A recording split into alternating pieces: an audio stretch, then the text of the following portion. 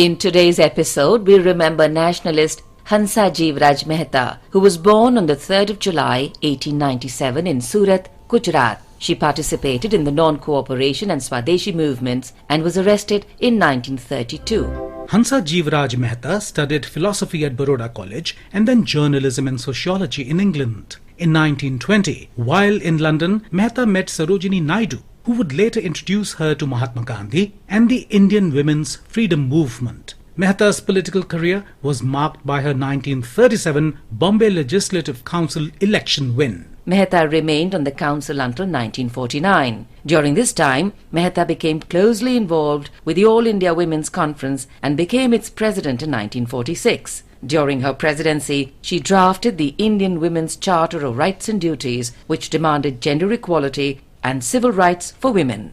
Mehta also served as a member of the United Nations Subcommittee on the Status of Women in 1946. She was the vice chair with Eleanor Roosevelt of the United Nations Universal Declaration of Human Rights Committee. Mehta became the first female vice-chancellor in India with her appointment at Srimati Nathibai Damodar Thakurasi University in Mumbai. Mehta was elected to the Constituent Assembly from Bombay, where she strongly argued in favour of women's rights and intervened in debates on Uniform Civil Code and reservation. Mehta was the Indian delegate to the United Nations Human Rights Commission. She played a significant role in ensuring that Article 1 of the Universal Declaration of Human Rights was made inclusive and is credited with changing the phrase "all men are born free and equal" to "all human beings are born free and equal." The Government of India awarded Hansa Jivraj Mehta with the Padma Bhushan in 1959. She passed away on the 4th of April 1995.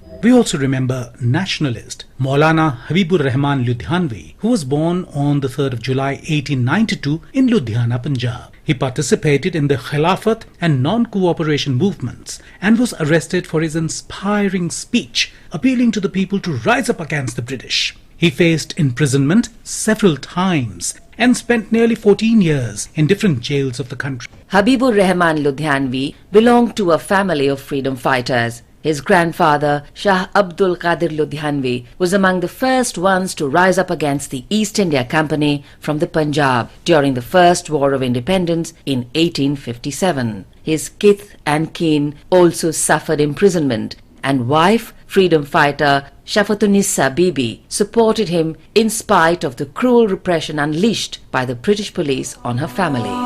Habibur Rehman Ludhianvi played a vital role in the Jamiat Ulma-e-Hind and initiated Majlis-e-Ahrar, the Society of Freemen, in 1920 on the advice of Maulana Abul Kalam Azad. After Bhagat Singh hurled bombs in the Central Assembly, Maulana Ludhianvi came forward to provide shelter to the family members of Bhagat Singh despite fear of repression from the British. He unfurled the Indian flag in the presence of about 300 British officials and police near Shahi Jama Masjid in 1931, for which he was arrested. When the British officials arranged separate water pots for Hindus and Muslims at Ludhiana railway station, he got them broken with the help of Hindu, Muslim and Sikh activists, for which he was again arrested. During the turbulent times of 1947, Habibur Rehman left Ludhiana on the advice of his friends because of the hostile environment and took shelter in refugee camps at Delhi. He rejected the divisive politics of Muslim League and stayed back in his native place Ludhiana. Maulana Habibur Rehman Ludhianvi, who was committed to the cause of freedom and independence of the people till his last moment, passed away on the 2nd of September 1956.